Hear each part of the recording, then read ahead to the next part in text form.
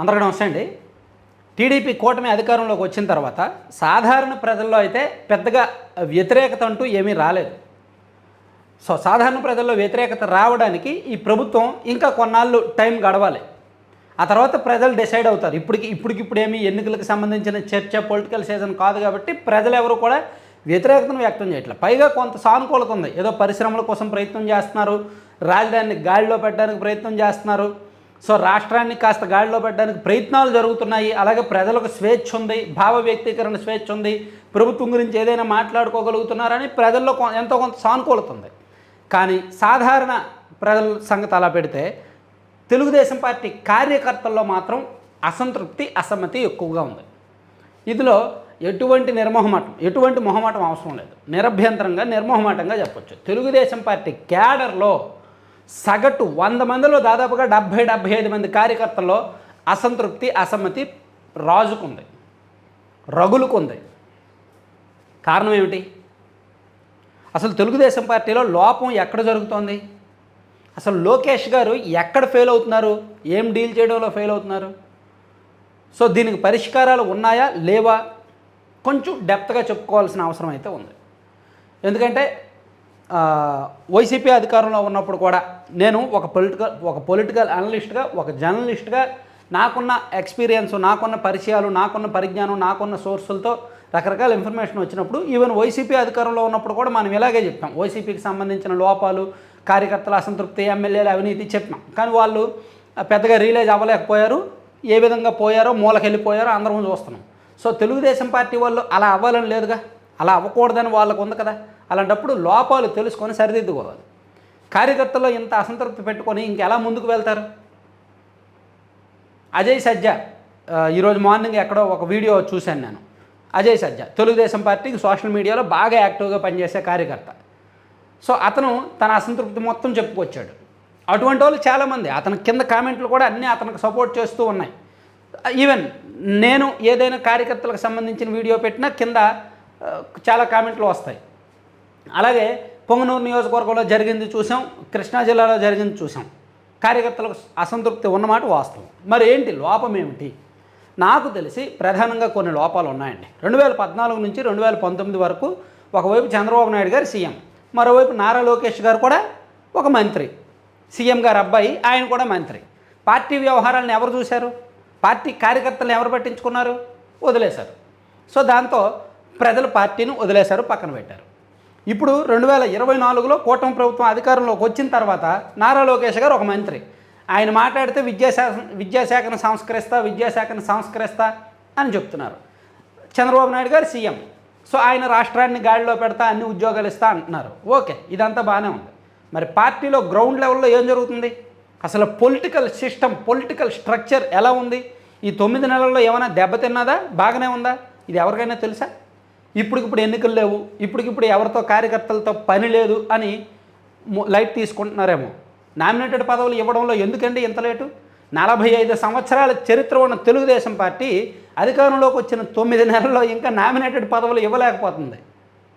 వైసీపీకి పెద్ద చరిత్ర ఏమీ లేదు. వాళ్ళ అధికారంలోకి వచ్చేసరికి వాళ్ళ చరిత్ర 7 ఏళ్లే. కానీ వాళ్ళు 100 రోజుల్లో నామినేటెడ్ పదవులు ఇచ్చారు. మ్యాక్సిమం 150 రోజుల్లో నామినేటెడ్ పదవులన్నీ ఇచ్చి పడేశారు. వీళ్ళకి 200 రోజులైంది, ఇంకా ఇవ్వలేకపోతున్నారు. 200 ఏంటి, సారీ 300 రోజులు అవుతుంది, ఇంకా ఇవ్వలేకపోతున్నారు. ఇంకెప్పుడు ఇవ్వగలరు? డేటా లేదా? 45 ఏళ్ల రాజకీయ పార్టీలో గ్రౌండ్ లెవెల్ డేటా లేదా? దీనికి కారణం ఏంటంటే వీళ్ళు మొదటి నుంచి రాబిన్ శర్మ టీంను నమ్ముకున్నారు. ఎన్నికలకు ముందు రాబిన్ శర్మ అండ్ సునీల్ కొనుగోలు టీం చాలా కాలం పాటు టీడీపీకి పనిచేశారు, స్ట్రాటజిస్టులుగా, కన్సల్టెంట్లుగా. పార్టీ అధికారంలోకి వచ్చిన తర్వాత కూడా స్టిల్ ఇప్పటికీ రాబిన్ శర్మ టీం పనిచేస్తోంది. గ్రౌండ్ రిపోర్ట్స్ వాళ్ళే ఇస్తున్నారు. వాళ్ళ టీము నిర్మాణాత్మకంగా లోపం ఉంది. వాళ్ళ టీంకి అంత బలమైన డెప్త్ నాలెడ్జ్ లేదు. అంతెందుకు వాళ్ళు 2024 ఎన్నికల్లో టీడీపీకి ఇన్ని సీట్లు వస్తాయని వాళ్ళు ఏమైనా చెప్పారా? రాబిన్ శర్మ టీం ఏమైనా చెప్పిందా? ఎక్కడెక్కడ ఎంతెంత మెజారిటీ వస్తుందని రాబిన్ శర్మ టీం ఏమైనా చెప్పిందా? రాబిన్ శర్మ టీం చెప్పింది ఏమీ జరగల. 2024 ఎన్నికల్లో వాళ్ళు మ్యాక్సిమం 120 వస్తాయని ఇచ్చారంట. మ్యాక్సిమం 120 వస్తాయి టీడీపీకి అని ఇచ్చారు. 164 వచ్చాయిగా. సో పొలిటికల్ కన్సల్టెంట్లు చేసేది ఏమీ లేదు. పైగా ఎన్నికలు అయిపోయిన తర్వాత ఈ రాబిన్ శర్మ టీంలో గ్రౌండ్ లెవెల్లో ఫీడ్బ్యాక్ ఇచ్చే వాళ్ళని మార్చేశారు, కొత్త వాళ్ళని తీసుకొచ్చారు. అంతకుముందు ఎన్నికలకు 2 ఏళ్ల ముందు పనిచేసిన వాళ్ళు కాకుండా కొత్త వాళ్ళు రావడం, వీళ్ళకి చాలా తక్కువ జీతాలు ఇవ్వడం, వీళ్ళు గ్రౌండ్ లెవెల్లో అమ్ముడైపోతున్నారు. సరైన ఫీడ్బ్యాక్ ఇవ్వడంలా. సో పార్టీ పెద్దలకి ఏం కావాలో ఆ ఫీడ్బ్యాక్ రావట్లా. సో అందుకని ఒకటి లేట్ అవుతుంది, 2 వాస్తవాలు రావట్లేదు. సో ఇలా ఒరిజినల్ ఫీడ్బ్యాక్ లోకేష్ గారి దగ్గరికి రావట్లా. లోకేష్ గారు మంత్రిగా బిజీగా ఉన్నారు. ఆయన గ్రౌండ్ ఫీడ్బ్యాక్ ఇచ్చేవాళ్ళు ఎవరు? రాబిన్ శర్మ గారు, రాబిన్ శర్మ టీం. ఈ టీం ఆల్రెడీ గ్రౌండ్ లెవెల్లో పోయింది. గ్రౌండ్ లెవెల్లో స్ట్రక్చర్ బాగలేదు. ఎక్కడ ఏం జరుగుతుందో వీళ్ళకి తెలియదు. నిజంగా తెలిస్తే పొంగనూరు నియోజకవర్గంలో కార్యకర్తను కాపాడుకోలేరా? నామినేటెడ్ పదవులు ఇవ్వలేరా? సో ఎందుకు ఇన్ని సమస్యలు వస్తున్నాయి? ఎందుకు ఇన్ని లోపాలు వస్తున్నాయి? వీళ్ళకి సరైన ఫీడ్బ్యాక్ వ్యవస్థ లేదు. ఇంటెలిజెన్స్ని సరిగ్గా వాడుకోవట్లా. ఇంటెలిజెన్స్ గతంలో 2019కు ముందు చంద్రబాబు గారు బాగానే వాడుకున్నారు. 2024కు ముందు జగన్మోహన్ రెడ్డి గారు బాగానే వాడుకున్నారు, స్వామి కార్యానికి స్వకార్యానికి. కానీ ఇప్పుడు ఇంటెలిజెన్స్ వ్యవస్థను కూడా సరిగ్గా వాడుకోవట్లా. పార్టీ స్ట్రక్చర్ని సరిగ్గా వాడుకోవట్లా. ప్రైవేట్గా పెట్టుకున్న కన్సల్టెన్సీ టీంని సరిగ్గా వాడుకోవట్లా. ఎమ్మెల్యేలు సరైన రిపోర్ట్లు ఇవ్వట్లా. అసలు ఇంత పెద్ద నిర్మాణం ఉన్న పార్టీ, ఇంత పెద్ద చరిత్ర ఉన్న పార్టీ, ఇన్ని సీట్లు గెలిచిన పార్టీ గ్రౌండ్ లెవెల్లో వీళ్ళకి వాస్తవాలు తెలియట్లేదంటే ఏం చేయాలండి? ఏమనాలి చెప్పండి? సో అది తెలుగుదేశం పార్టీలో ఒక పెద్ద లోపం. లోకేష్ గారు ఎక్కడ ఫెయిల్ అవుతున్నారు? ఎంతైనా పార్టీకి కాబోయే అధ్యక్షుడు ఆయనే. ఎంతైనా ఆ పార్టీలో భవిష్యత్తులో సీఎం ఆయనే. ఇప్పుడంటే పవన్ కళ్యాణ్ గారు జనసేనతో పొత్తుంది కాబట్టి ఇప్పుడు లోకేష్ గారిని సీఎం అన్న, డిప్యూటీ సీఎం అన్న జనసేనలో ఒప్పుకోరు. ఏమో ఒక 5 ఏళ్ల తర్వాత, 10 ఏళ్ల తర్వాత, 15 ఏళ్ల తర్వాత లోకేష్ గారేగా, ఇంకా ఆల్టర్నేటివ్ లేదు కదా. మరి అలాంటప్పుడు పార్టీకి భవిష్యత్ ఆయనే అనుకున్నప్పుడు పార్టీని పూర్తిగా పొలిటికల్ సిస్టమ్ లోకేష్ గారు కంట్రోల్లో లేకపోతే ఎట్లా? గ్రౌండ్ లెవెల్ రిపోర్ట్స్ వాస్తవాలు ఆయనకి తెలియకపోతే ఎట్లా? లేదు. ఆయన డిపెండ్ అవుతున్న వ్యక్తులు ఆయనకు సరైన సమాచారం ఇవ్వడం లేదు.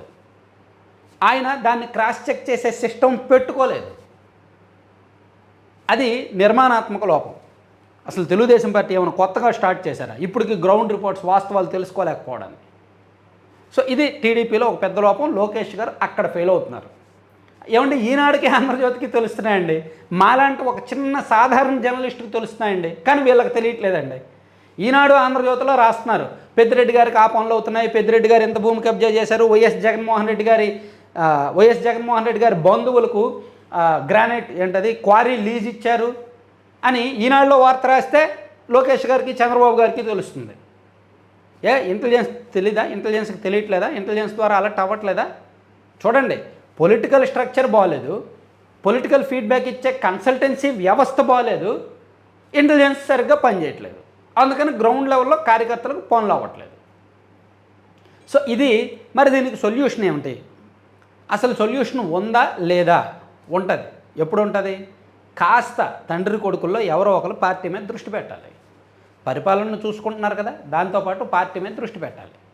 ఒకవేళ పెట్టలేకపోతే పార్టీ కార్యకర్తలు ఇంకా రగిలిపోతారు, ఇంకా వాళ్ళలో రాజుకుంటారు. ఇప్పుడు అజయ్ సజ్జా ఒక్కడే మాట్లాడి ఉండొచ్చు కాక, అటువంటి వాళ్ళు ఒక్కో నియోజకవర్గానికి ఒక్కరు తయారైనా చాలు, అటువంటి వాయిస్ ఉన్నవాళ్ళు ఒక్కో నియోజకవర్గానికి వాళ్ళు తయారైతే చాలు, బరస్ట్ అయిపోద్ది. అగ్గి మీద గుగ్గిలం ఉన్నట్టు ఉంటుంది, అగ్నికి ఆజ్యం తోడైనట్టు ఉంటుంది. పార్టీ కార్యకర్తలేగా కావాల్సింది. అటువంటి కార్యకర్తలు జగన్మోహన్ రెడ్డి గారు అధికారంలో ఉన్న 5 ఏళ్ళు కూడా కార్యకర్తలను పట్టించుకోలే. జగన్మోహన్ రెడ్డి గారు చుట్టూ ఉన్న వాళ్ళు మాత్రమే సంపాదించుకున్నారు, ఆ కమ్యూనిటీ వాళ్ళు ఎక్కువ మంది సంపాదించుకున్నారు. కానీ కార్యకర్తలను ఆయన విస్మరించాడు కాబట్టి ఓడిపోయాడు అంత దారుణంగా. కార్యకర్తలు ఇళ్లలో కూర్చున్నారు చాలామంది, పోలింగ్ రోజు కూడా వైసీపీ వాళ్ళు ఇంకా మేము ఓడిపోయాంలే, మా పార్టీ అధికారంలోకి రాదులే అని వాళ్ళ ఇళ్లలో కూర్చున్నారు. సో ఇప్పుడు ఆ పరిస్థితి టీడీపీకి రాకూడదు. 45 ఏళ్ల చరిత్రను పదే చెప్పుకున్న తెలుగుదేశం పార్టీకి కార్యకర్తలను ఎలా చూసుకోవాలో తెలియట్లేదు, ఫీడ్బ్యాక్ ఎలా తెప్పించుకోవాలో తెలియట్లేదు, వాస్తవం ఏంటో తెలుసుకోలేకపోతున్నారంటే ఇంకెంతకన్నా దౌర్భాగ్యం ఉంటుందా? Thank you. చెప్పాలంటే ఇంకా చాలా చెప్పొచ్చు, ప్రస్తుతానికి ఇక్కడితో ఆపేద్దాం. Thank you.